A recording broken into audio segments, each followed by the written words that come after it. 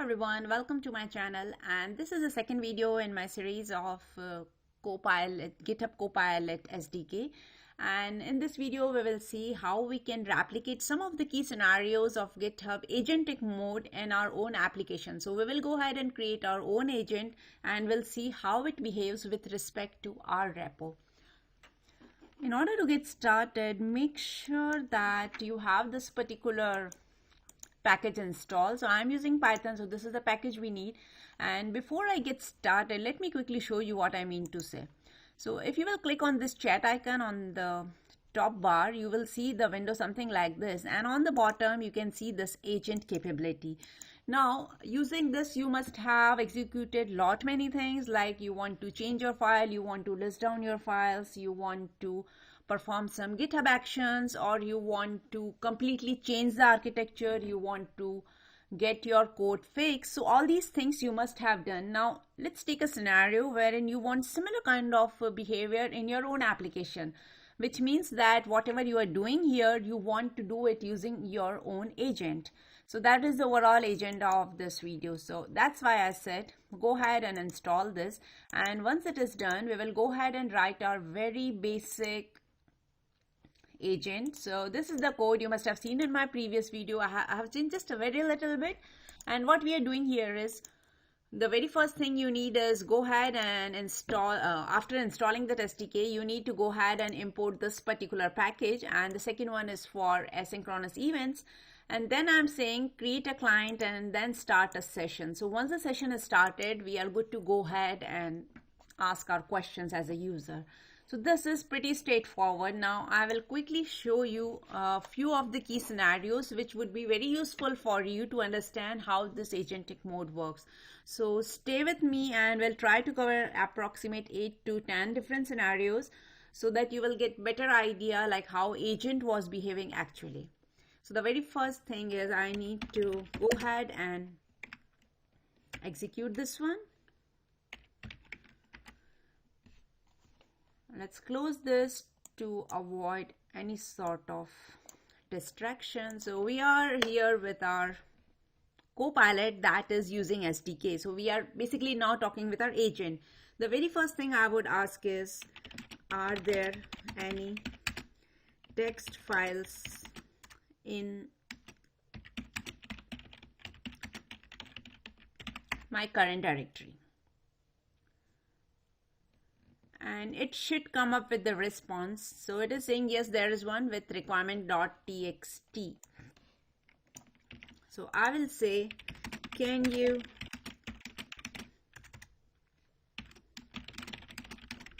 so this question we have already done it last time, but that was using the Copilot CLI.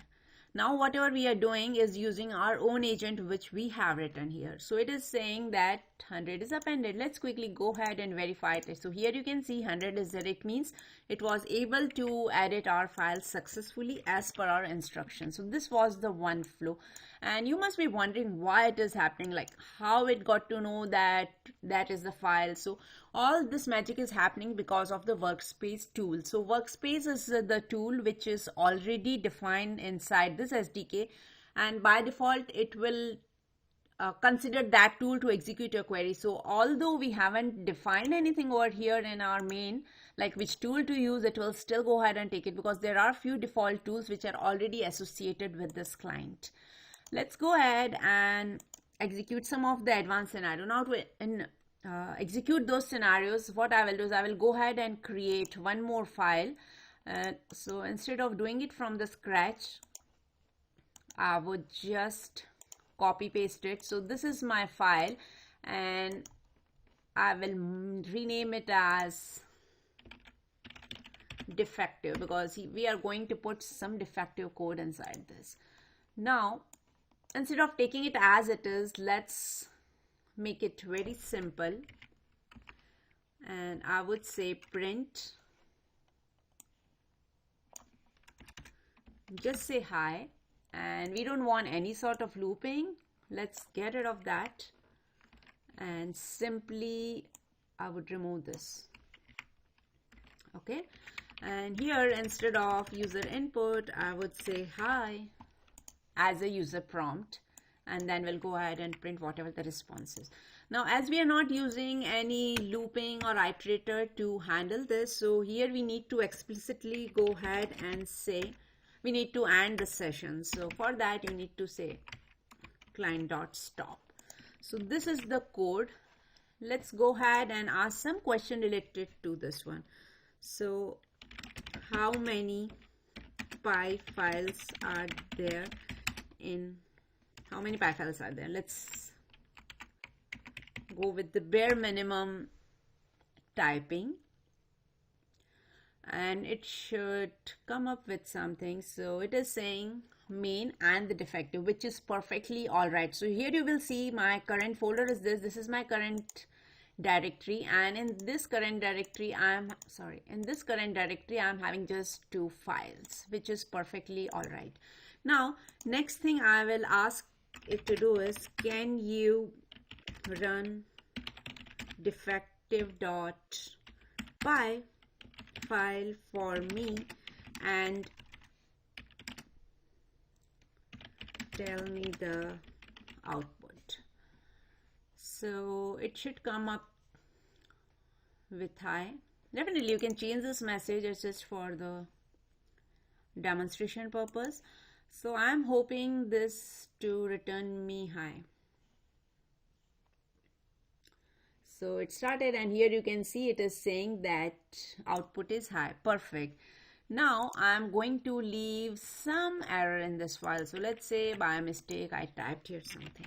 Now I'm going to close this file, and my next question would be, can you fix, first of all we'll say, is there any error in my code? So just excuse me for this typo. There are no syntax error in either this and this, so both files are compiled successfully. Let's go ahead and ask the same question. Can you run this file and tell me the output?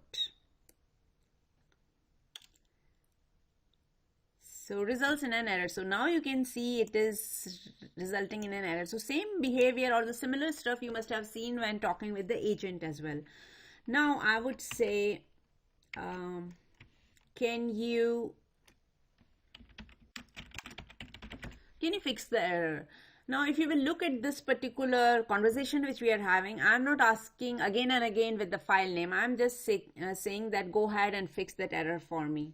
So it is saying error is caused by the import statement, and that has been replaced. So let's verify it once.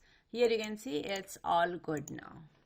Okay, my next question would be, can you, now we will go ahead and do some text search inside the file. So for that we can say, can you list all the files which are having, let's search for the very common word, which are having import word in them. So stay with me, and definitely you will find many more interesting questions with the scenarios. So here you can see both the files defective and the main.py are having that word import, which is perfect, which is absolutely correct. Next I would say is, so let me quickly see if there are any comments.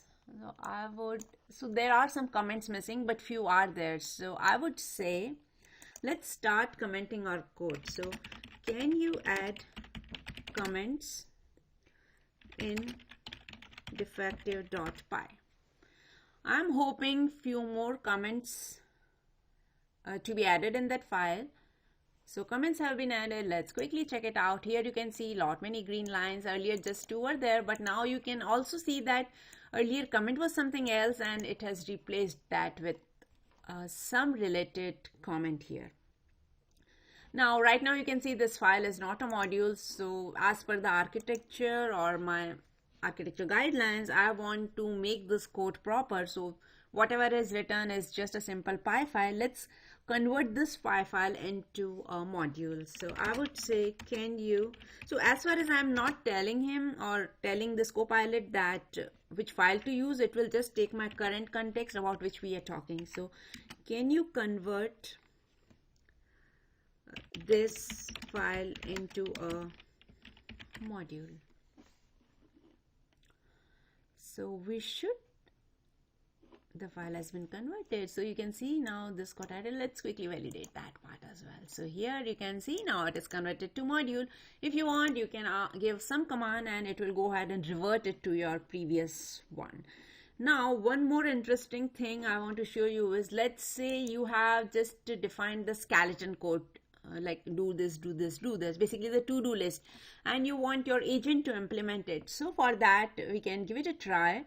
I would say here I can quickly define something in the form of to do, and what we can do is, let me give some little bit detailed instruction here. Create a variable and take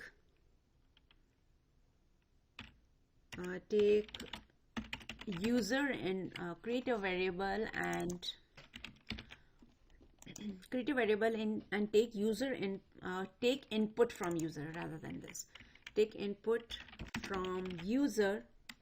And this is just a layman how normally we used to just type it without any proper English or the statement construction, because this is just a placeholder. So that's why you are seeing many ands, but that's okay. So create a variable and take input from user, and then pass on that input to Copilot rather than hard-coded value. So this is what I want. So right now you can see line number 20, we are hard coding hi. I don't want this. My new requirement is just go ahead and take this input from the user. So let's go ahead and try. I will close this file. I don't want to keep it open, although it doesn't matter, but let's close it to be on the safer side. So now I would say find my instruction to my question, or the instruction to Copilot would be find all to-dos, fix them, and show the difference. So it's not only about fixing it, but I actually want to know what all it has implemented. So I said find all to-dos, fix them, and show the difference. So let's see how it is going.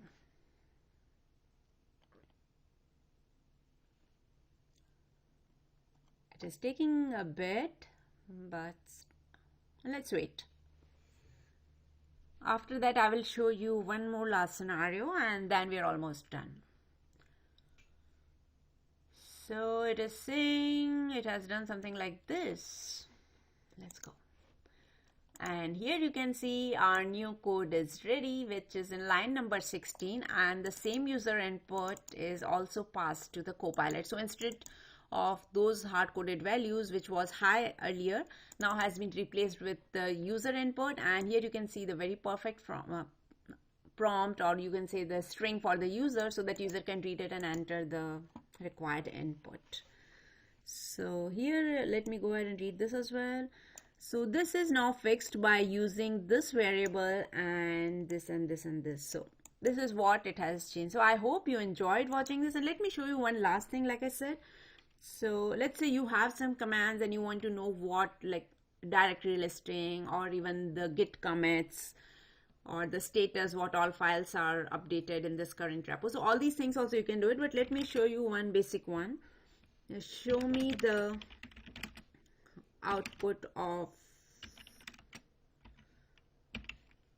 LSLE, and it should give me the list of files. So here you go. So in my current directory, you can see these two py files, one text file.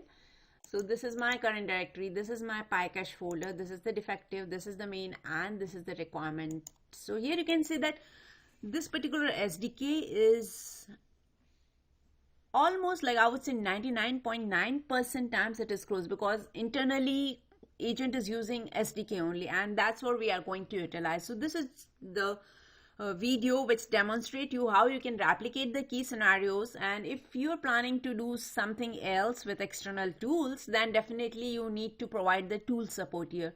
So stay tuned for my next video, and I will come up with another interesting video. But before that, make sure to drop me a comment that what actually you are planning to execute, and if you want me to come up with a video on that. Thanks for watching.